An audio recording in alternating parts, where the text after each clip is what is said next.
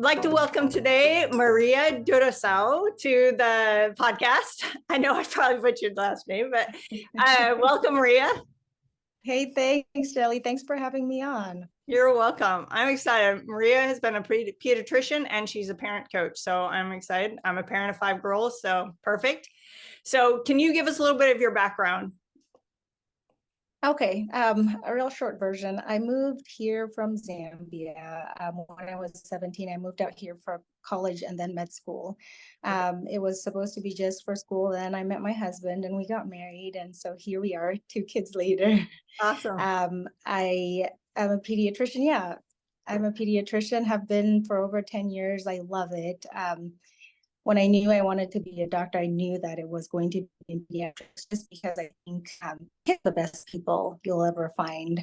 And they remind me so many ways, most days, of what life is really all about. So I love what I do. The past 2 years, like post-COVID, kind of transitioned some into parent coaching. That's something I've always wanted to do, but just hadn't figured out how.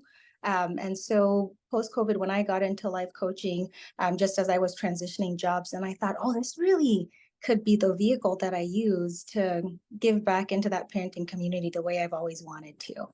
So here I am. Perfect. So are you still practicing as a pediatrician? Are you okay? So yes, I am. I'm doing kind of some of each as I go, and trying to decide if I want to transition all the way into parent coaching or what I'm going to do. Okay, awesome. So what are some of the things that, as a parent coach, what are the biggest issues that seem to come up? So, I think a lot of it is there's Dr. Russell Barkley. I love his work. The thing that he kind of coined and talked about was the parenting from either the shepherd perspective or the engineering perspective. So the engineering perspective, the general idea behind that is that, we think that our kids are these blank slates that we get to engineer and make into something, versus the shepherding perspective, where our kids are their own people. And our job isn't to make them a certain thing, but it's to kind of allow them to be what they are and provide the environment and the support that helps them be the version of themselves. Yeah. So speaking, that's a big one for me, like as in thinking of, I have 5 children, and so they all have different personalities, right? They all come with their own gifts and talents and things that so I'm sure that plays differently even with each child to how to Absolutely. So this, this idea of, here I am, I've got this kid and it's my job to make something out of them. And so when you come with that pressure, I mean, everything, even down to making them eat their vegetables, comes really loaded, because it's a measure of am I passing or failing, with my parenting. So I think a lot of it starts out in our minds with what expectations we have of them and of ourselves, and how that plays into our relationship dynamics. Okay. Yeah. So what is a specific scenario that we can work through to talk about how to shepherd instead of engineer? So one place that I was saying that, everybody kind of runs into tricky water here is the teen years. This is where there's a bit of a transition that needs to happen, where, initially we start out as parents, as directors. So we manage and we make rules and we make you follow rules, etc. Once you get to teenage years, the transition really is that you become more of a collaborator and confidant. And depending on where you are in your parenting, it's always hard to make that transition. I think we still want to try to stay in director mode and tell our teen things to do, try to make them do certain things. And so there's always that place where we're butting heads that way.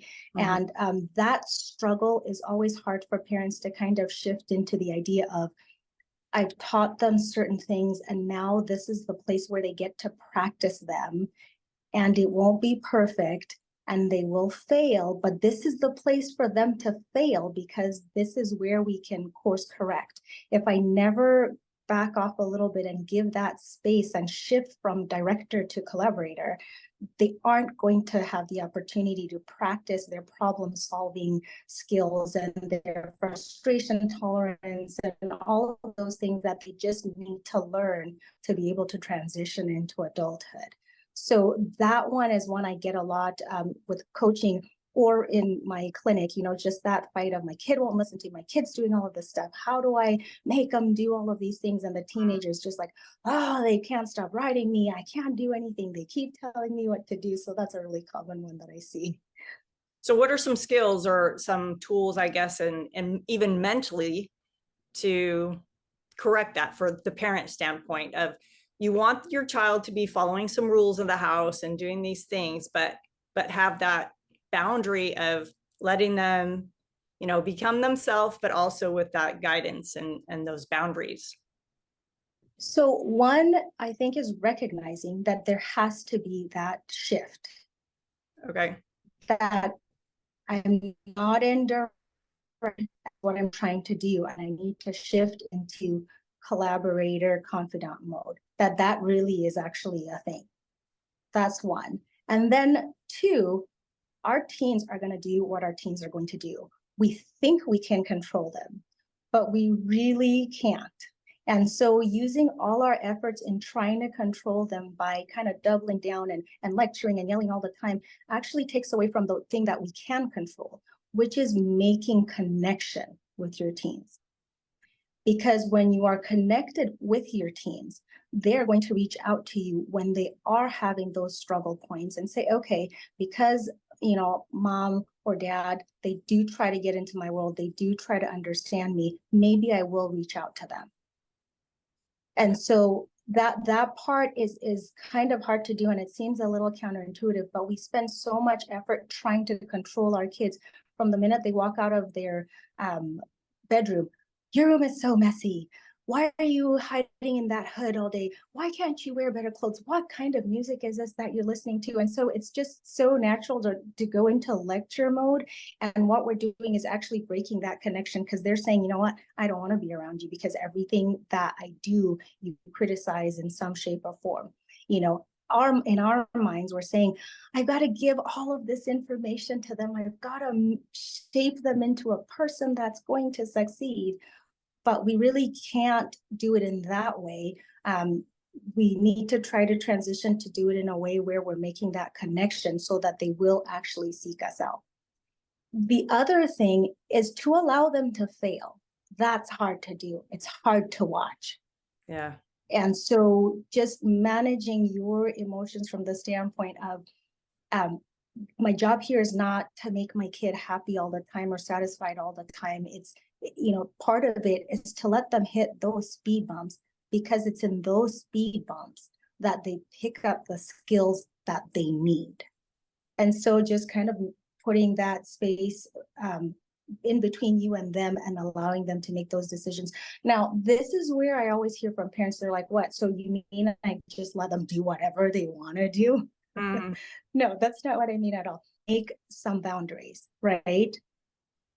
And this place is you make boundaries. Now, the key with boundaries is that you want to make them in a way that it's about what you will do in response to what they are doing versus what you will make them, what you will try to make them do. Okay. Now, that is an important distinction, so I'll go over that again. Okay. Making boundaries for your teens is about what you will do in response to what they do versus what you're going to try to make them do. So it's coming late for a curfew, set a curfew. What you start from, in advance and say, hey, this is the freedom we're allowing you to have. And I love that we are in this place where we can allow you to have freedom, because I'm sure you want that too. Now, part of having that freedom comes with some responsibility, which means that you come back at a certain time. If you're not able to come back at a certain time, then it means that, your car privileges will be taken away, because this is what I'm doing to help keep you safe. Because part of you having your car privileges is I need to know where you are and I need you to come back at the time you're going to come back.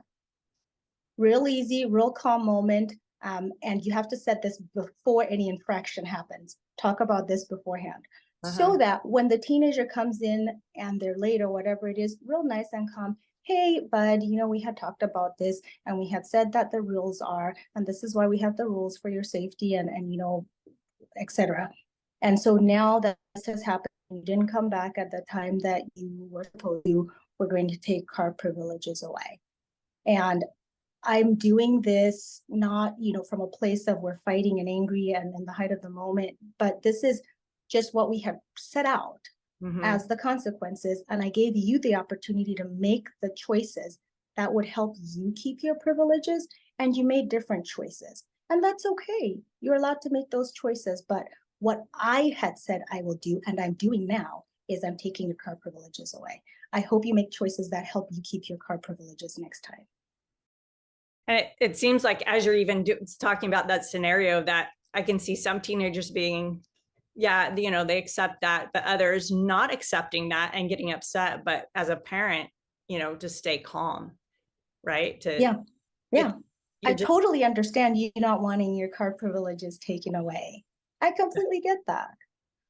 What I had said, though, is that for us to be able to allow you to use the car, so on and so forth, and you just kind of, in that situation where the teen is mad, once you're kind of holding onto your boundary that way, it's totally understandable. They get to be mad because, who wants their car privileges taken away? That's okay. Yeah. And I'm not going to engage with you there, though. I'll say, hey, I totally understand that. But I still do hold on to my boundary of this is what we had laid out, and this is the consequence. You made your choices, and that was to come home, past the curfew or whatever it was. And that's okay. I hope you can choose something next time that'll help you keep your car privileges, because it seems that you want them still. Yeah. I'd like to share something I saw on your Instagram page where it says, becoming the best version of yourself is one of the best gifts you can ever give your children.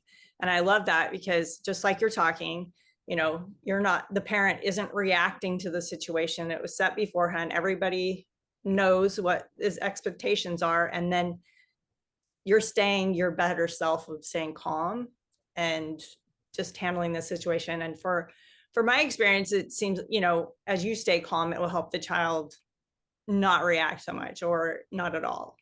It seems like that. Absolutely. Yeah. Absolutely. That is something that I fully believe. Becoming the best version of yourself is one of the best gifts you can ever give your children. Why I find this important in so many ways is that when you learn to self-regulate, when you learn to go through all of what's going on in you, that makes situations trigger you so much, and you understand those things, and you've taken the time to resolve those things in you, you will be able to respond differently. I read this quote, and I think it's just a great one.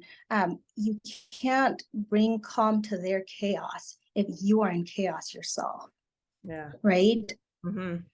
Yeah, so, it just feeds the fuel, or fuels the fire, right? If you're adding chaos to the chaos. Absolutely. Yeah. Absolutely. And so this is true at baby infant stage. This is true in toddler and teens, tweens. This is true at every stage of parenting, that a lot of the things that trigger us are things that we have going on ourselves, and then our child is just the one that brings it out. Yeah. Our fear of their failure, I guess, and not hitting the things we think need to be expected to. Right. Accomplish. So then when you are your best version of yourself, you can parent for what the child needs, not solving for your own internal thing going on. Uh-huh. Yeah, that's awesome. I love that.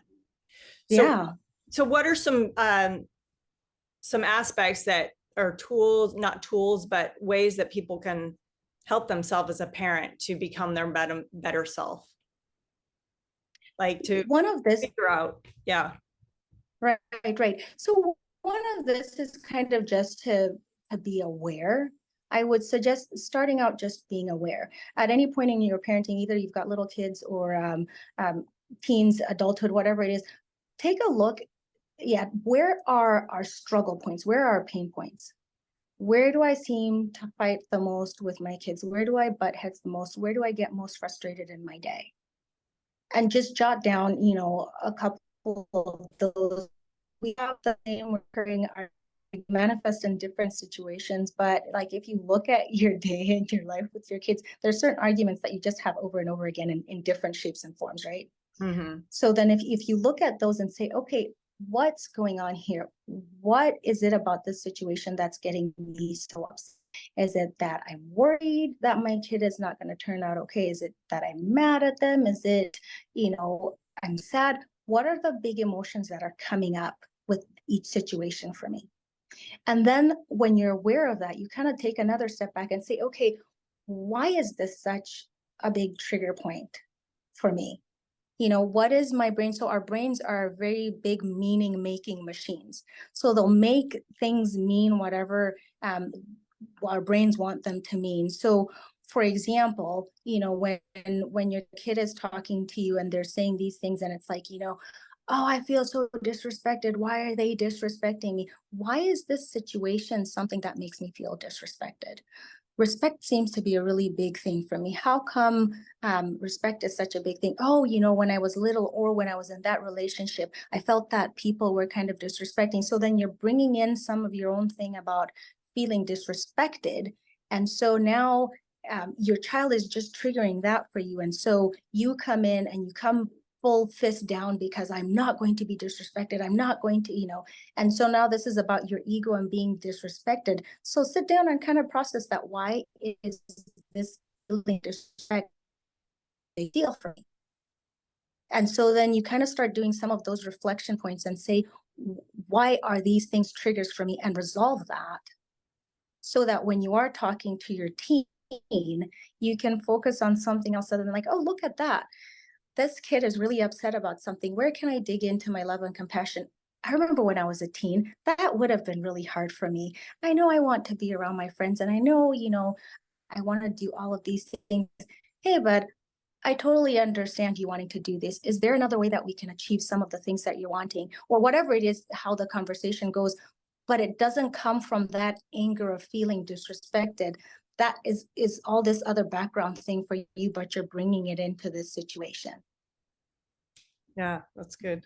There, Maybe I made me question, like I was thinking of generational differences of how, for example, I've heard, how the other generations is like kids are seen and not heard, or whatever the saying is. And then, within this difference of generation, there's more open conversation, I think, but some parents hold on to that seen and not heard. How, if there's two parents that have different views, how do you help them with that, and how can they work just to solve that issue? so two different parents in the same home, kind of parenting different styles. Yes. Right. So that would be something that they have to do at a parental level of kind of understanding and saying, hey, let's meet in the middle here and figure out what is your goal. So then if we're looking at our goal of what we're wanting the kid to achieve, there's actually many ways that things can be done. So if Stephen Covey says this, and I love his book, but it says begin with the end in mind, right? Mm-hmm. But what is it about this that we're trying to get to? We want the kid to have good grades or do their work, or do their chores, whatever it is, right? So what are we teaching here? We wanting to teach the kid that you have to somehow participate at a certain level in the family, and you have to work hard, right? So if those are our goals, are there other ways that we can do this, or does it have to be the same way, or you're going to get those grades and we're going to sit here at the dinner table until this is all done? If you're sticking to just your way of doing things, then you have to ask and say, is it what am I after here? Teaching the kid whatever it is that I'm wanting to teach, or am I out to have my way? Right. And so this is where we have to be honest with ourselves. If we're just at the place where we want to have our way, then we need to own that and say, I'm not here trying to teach the kid a skill. I'm trying to just get my way. So that's kind of a conversation to have and become aware of. Again, the awareness of what am I trying to do in this moment? what is another like parenting skill? So if you're as shepherding, and even if kids are good and there's just, I guess, the fear of even the world, that you have these good conversations. What is the next point of helping them, know their values and stick to those values when they, kids are up against a lot, especially these days, and help them and continue to guide them as a parent or shepherd them, as opposed to just being fearful in that way, to help them teach them the values. Does that make sense? Okay. Yeah, no, I get your question. So involves, a lot of dialogue and also a lot of modeling. So when kids are younger, we may think that sometimes they're not really picking up a lot of stuff, but they do. One of the examples I'll give, I have younger kids, a 9 and 7-year-old. And so one of the things that just kind of teaching a bit of self-regulation and the breathing, just your deep breathing and taking a breath is what I've been really working on, particularly with my 9-year-old. And so the modeling that I do with that is, if I get really frustrated about something, and the most recent example, we're trying to get out of the house, I'm heading to work and they have all their baseball stuff, and is it packed? I've got my hat, all kinds of stuff, right? And I'm in my head, we're late, oh my gosh, we've got to go, type of thing. So I got pretty frustrated. I'm driving out of the car, going a lot faster than I typically would drive, and the air was tense, and I knew my kids were kind of sensing that. And I just said out loud, I said, whew, this is a moment that mommy needs to breathe on a square, huh? I'm going to just really work on breathing on a square right now. And so what I showed is, one, yes, I am frustrated. Getting frustrated is a normal emotion, part of the full human experience, right? Mm-hmm. And so then modeling to them that this is the time that you pull out all those tools that we're learning. And this is a moment that even mom needs to learn to do that, right? Yeah. What is so in all the little ways? You said breathing on a square. So it's a simple exercise. Basically, you just breathe in on one line, breathe out on the next, breathe in on the next, and then so you're just kind of going on a square. Okay. It's something I use, kind of a mindfulness technique for the younger kids, just because they can kind of get that. But even as an adult, basically, it's just helping you breathe, take your breathe in and out breaths to stop that going into fight, flight, or freeze mode whenever you're getting really in whatever situation that it is, just pausing and catching your breath and taking that moment. So with self-regulation for kids, that works really well. But this was a moment of modeling for me, it's showing like, this is a time that you can use it. And then another thing too is kids also see that this is what their mom and dad are experiencing. And they also need to work at their self-regulation. So it's not just that we're these amazing, perfect people.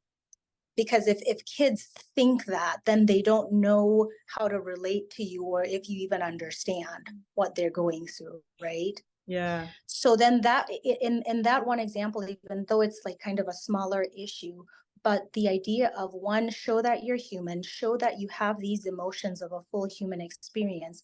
And then this is how I use my tools when I'm having this full human experience. And this is how it helps me, right? Mm-hmm. So then you can extrapolate that and use that with teenagers too. Hey, I remember when I used to have this, and I used to want to do this, and I tried some of this, and I would feel a certain way, and this is how, And so when we have these conversations, you're not this perfect person who's always known how to do these things, but you're a human who's had, again, this full human experience that I'm sharing now with you as my teenager, so that we can make that connection. Remember that connection that I had talked about earlier. We can make that connection and show that I do get what's going on. At least I am interested in understanding what's going on with you. And these are the things that I have tried. And this is how these things helped me. Right. Yeah. And then another thing too, I alluded to this earlier, but just parenting for what they need rather than solving for what's going on inside of you. Because as parents, we get really stressed out about stuff that's going on with the kids. And so we tend to do this thing called catastrophizing, where you just look at whatever thing is happening and then you take it to the future and say, my child is never going to be able to have a job. They're never going to be able to be a productive member of society, and so on. And so our fears about that, which we don't even know if it's going to 100% happen or not, Right. we bring that into the present moment. So we're suffering ahead of time for something that hasn't even happened. And when you bring all of that emotion to that moment, you just bring that weight into your discussion. And then again, that's where you have a point of disconnection, because the kid is like, I don't even know why they're so upset about this. But part of why we're so upset is because we've gone all the way into the future, imagining the worst case scenario, and we're bringing all that emotion into that moment. So that's one of the things we have to be aware of and catch ourselves, and stop ourselves from doing that, because typically the very thing that we're trying to prevent, we're somehow contributing towards that by the way we're dealing with the situation in the moment. Yeah, I think I've done that many times with my kids, like even even my adult kids. I have 3 that are adults. Well, they're not, my oldest is 21, it's 18 to 21. And Yeah. it's like one of my daughters was telling me just yesterday, she's like, Mom, we know you love us, but we're adults now. And just little things that I'll say to them. And this conversation is making me realize, oh yeah, I need to give them more space. I guess I have that fear of, I just want to help them along still. So it Of creates, course, it's very, very natural, very, very natural parent response. Very natural. And I see it all the time at all the different stages of parenting. And then just it comes back to the idea of stepping back a little bit, and trusting that they will learn some of this. And this is the time for them to learn it. yeah, When a kid is learning to walk, and you've probably heard this example, but I think it's really a great illustration. When a baby is learning to walk, we don't say, no, sit down, I don't want you to fall. right. Right? We don't say that. We don't say, hey, sit down, I don't want you to fall. You're going to stay right here. I'm going to strap you in your seat and you're never getting out because I don't want you to fall. We don't do that. What do? We clear out living room space so that there's nothing sharp that they can fall on or nothing that they can bump their heads on. We kind of clear a little bit of that, but we do allow them to get up. And then you're right there kind of walking behind them and you're edging them along, but you're not, at some point you do let go because you want them to do it themselves. Right. Right. Yeah. And so this is the thing of parenting, even I keep going back to teens because teens are where a lot of struggles will happen. And it's also a lot more high intensity, high stakes, because you're like, they're leaving soon, so I've got to get it all into them. Right. But do give them some space. And sometimes it means, hey, you're gonna fail that class. I'm not gonna keep hounding you and I'm not going to keep making you do the work. At some point, you're going to fail that class. And then we'll sit down and say, hey, I can imagine failing that class doesn't feel good. I can imagine stressing out about your work doesn't feel that good. How can I help you? Yeah. But they do need to experience some of those failures, because that is where part of the skill and problem solving comes in. Yeah. But the trick is, though, when they do fail that class, you're not coming in and saying, I told you so. I knew you were going to fail. If you had just listened to me, then we wouldn't be in this situation. No, we don't do that, because then we're losing the chance that we have to use this failure for something good, right? Yeah. To create a lesson from it. Right. One of my go ahead. One of my questions that I really like for using with the teens too is, hey, if you were the adult, if you were the grown up in this situation, what would you do? That's a good one. And it starts kind of their wheels turning. Well, I would just let me flunk out. Oh, okay. So then if you're the adult and you let your kid flunk out, it means that you're going to be paying their bills too. Do you want to do that? Oh, okay. So then let's think about something different. If you are the adult, and so as they're giving you all of their answers to if they were the adult, then you let them know your thinking as to why that isn't allowable or not. And so then once they start seeing like, oh, these are some of the things they have to consider when they're making a decision, it makes them start thinking that way too. Because I mean, for a fair amount, most teens are like, these parents just come up with all these crazy random things. But when you bring them into your world that way, so they offer you something, if I'm the adult, I would do this. And then you give the reason why or why not that would work. And then they pivot and they say something else. And then you give them the reason why or why not. And then, so you have a really good conversation where you hear their thinking, but then they also hear the reasoning and the rationale behind some of the things that you do. So then maybe they'll even come back and say, okay, fine, I guess we'll just do this, because now they've seen all of the different things that it takes to come into that decision. Whereas before, it just seemed like this edict that you were issuing to them from out of nowhere, right? Yeah. Yeah.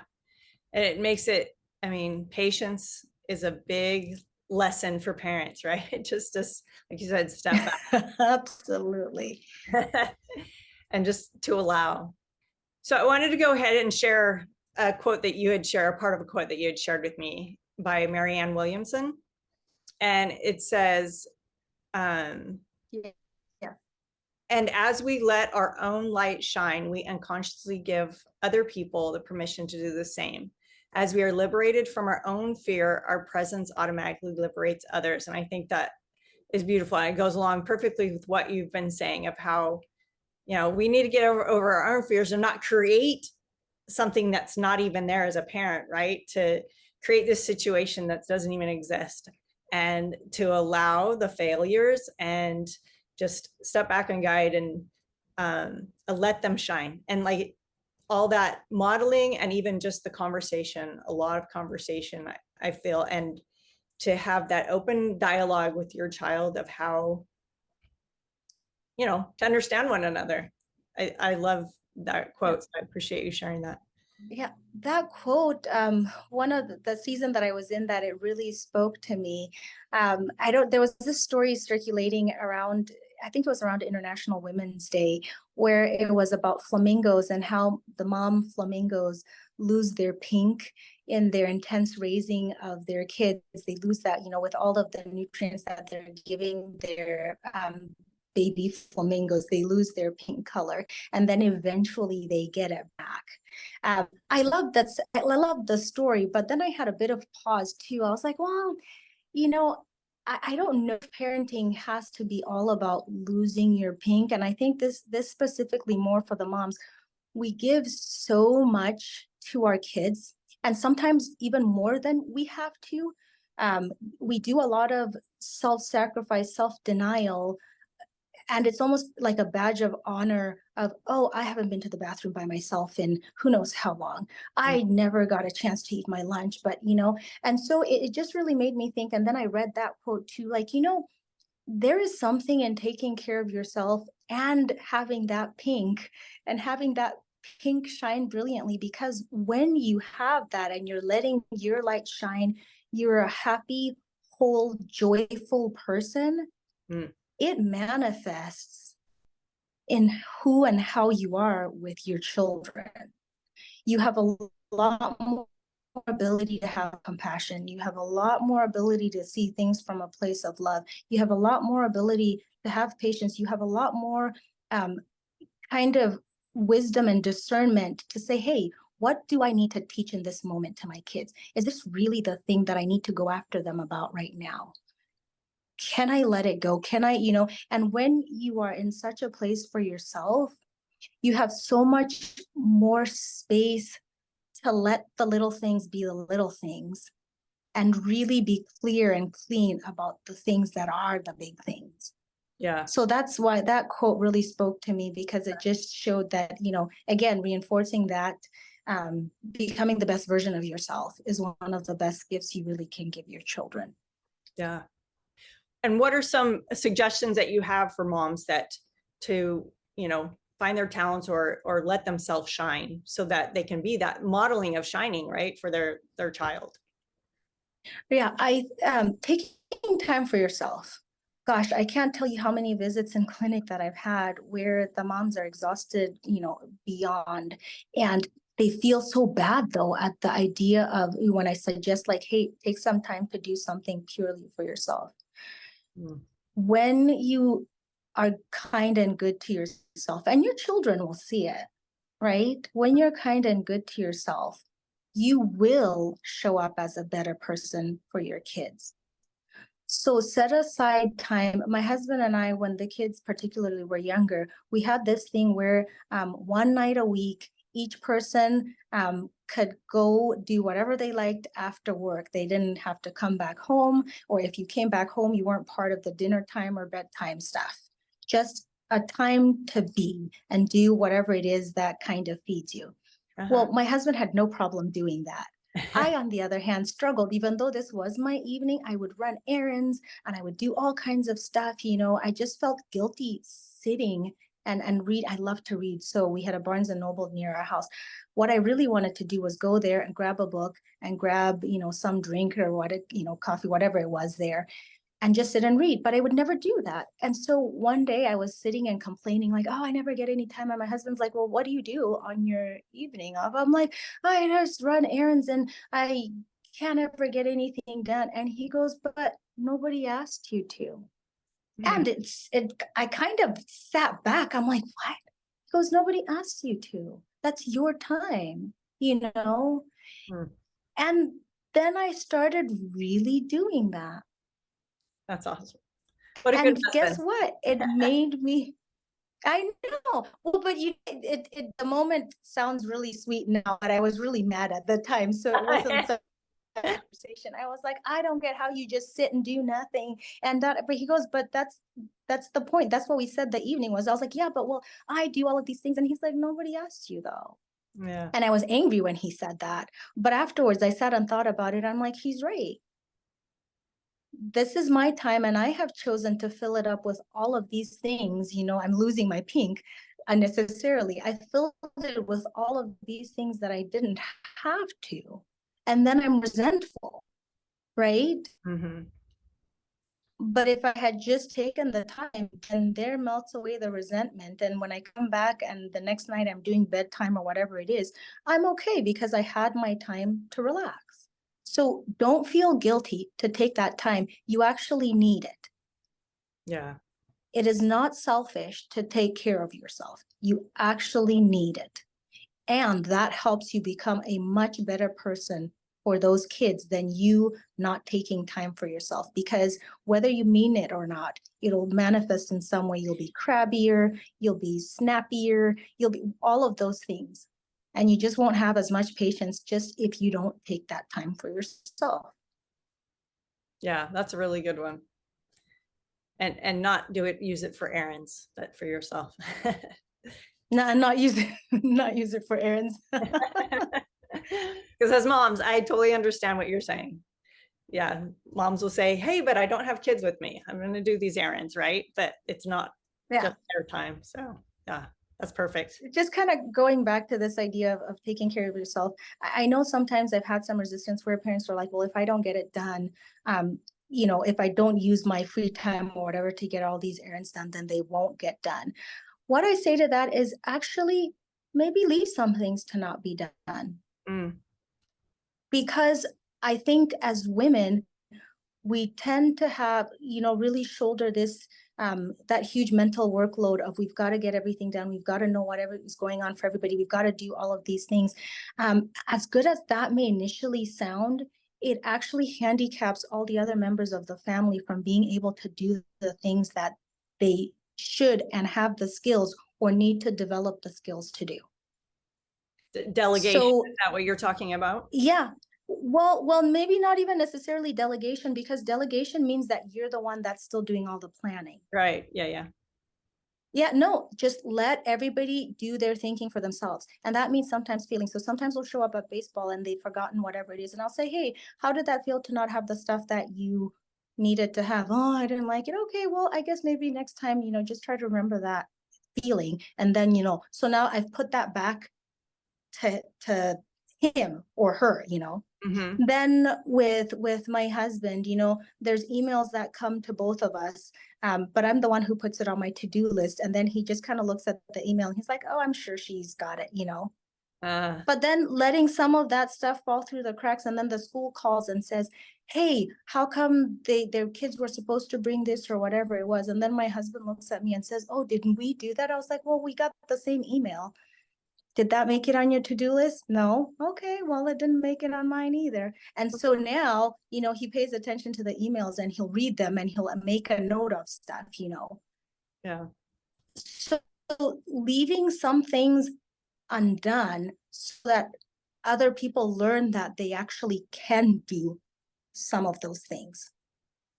And so I think that's also part of the self-care as moms, to just leave some of those things for other people, because they do have the skills. We do it all, because we're just used to doing it all, but they do have the skills, and it might mean an uncomfortable period of where things are kind of falling flat on their face or whatever. But then that means that they actually start learning to do some of those things that we do want. So in our taking care of all of the things, we're actually handicapping them from learning the skills that they actually can learn. Right. Yeah. Yeah. To allow them, So allow those failures so that you can grow. allow them. Yeah. Yeah, absolutely. I love that. Yeah. Yeah. Well, thank you so much, Maria. This has been so great to talk to you. I loved the conversation, and just how important it is for especially moms, right, to take care of themselves and then have those conversations, allow for those failures. So I love all that you've shared. I appreciate it. Yeah, fantastic. Thank you for the conversation. I've had so much fun. Will you, before we go, will you tell everybody where they can connect with you and your coaching or whatever that you can serve them with? Okay, so you can find me on Facebook, Maria Duroseau, just my name, and if you look up for me, I post some videos there, just sharing tips and things that you're interested in. And then also my website is on there. If you click on that link, you'd be able to schedule a consult with me if you're interested in one-on-one coaching. Particularly right now, my big focus is parenting kids with ADHD. I think parenting neurodivergent children kind of adds a little bit more complexity to parenting, but that's one of the things. And then I'm also on Instagram at burntoutparent.md. And so that's another place that you can find me too. LinkedIn would be by my name, Maria Duroseau, as well. Perfect. And I'll leave all those in the show notes as well. And okay. So I appreciate you, and best of everything with your coaching and all that you do. And you are a lovely person. So thank you for taking the time to be on with me today.